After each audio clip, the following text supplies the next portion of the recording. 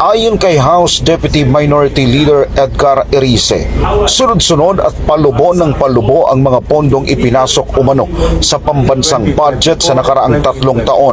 Giit ng mambabatas, malaking bahagi ng mga pondong ito ang inilipat umano sa mga questionableng proyekto, kabilang ang mga substandard infrastructure at flood control projects na patuloy na binabatikos dahil sa umano'y palpak na implementasyon. Noong 2023, mga 300 million po sa national budget ay pinalitan.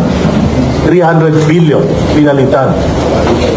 Yung mga matitinong mga proyekto na pinag-aralan ng mga ahensya ay napunta po sa mga anumalyang proyekto. Noong 2024 po, 500 billion yung nawala sa President's budget. Yung mga matitinong proyekto tulad nung ating mga foreign assisted projects tulad ng Metro Subway, tulad ng PNR Elevated Railway, lahat po ng budget cover dyan ay tinanggal, inilipat sa unprogram appropriations at pinalitan ng mga maanumalyang proyekto. Noong 2025 po, 473 billion po yung inalis sa national budget, pinalitan ng mga maanumalyang proyekto. Kauna-unahan sa kasaysayan ng Pilipinas na may ganito pong kalaking insertions, diversions at amendments sa national budget. Babala pa ng kongresista, maaaring may malalim na epekto ito sa ekonomiya ang malawakang korupsyon dahil umano sa maling paggastos at pagkawala ng tiwala ng mamumuhunan. Nagbabala rin siya na maaaring bumaba sa 3% ang GDP growth ng bansa sa unang quarter ng 2026. At dahil dyan sa mga investigasyon na nangyari, mga knee-jerk reactions ng gobyerno, ano po nangyari?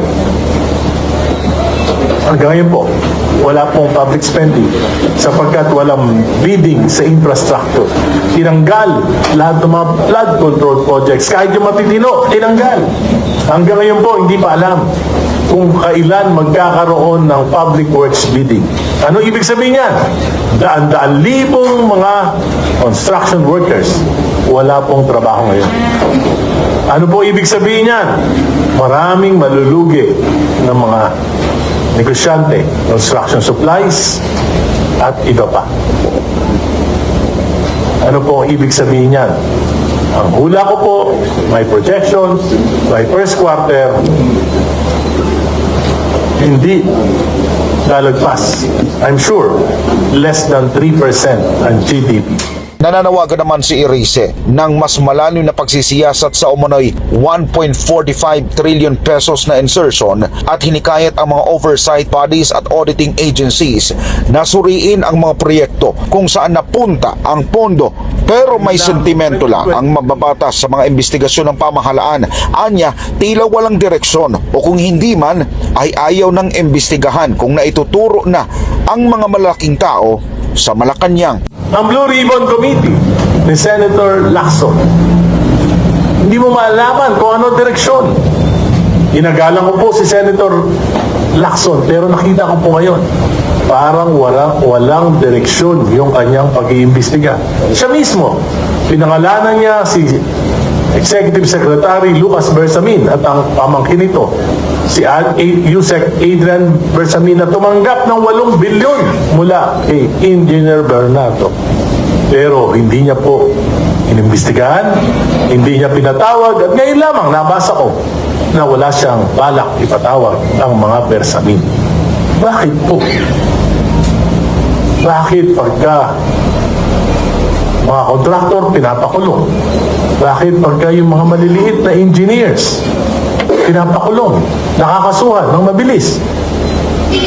Pero bakit pag lumalapit na sa doorstep ng Malacanang, bakit pagka mga kabinete na, humihinto, umiiwas na sa investigasyon? Sa gitna naman ng mabibigat na paratang, nananatiling malaking tanong kung magkakaroon ba ng patas na investigasyon upang malinawan ang publiko sa tunay na kalagayan ng pambansang pondo. Para sa Diyos at sa Pilipinas kong mahal, nag-uulat Paul Montemon, SMNI News.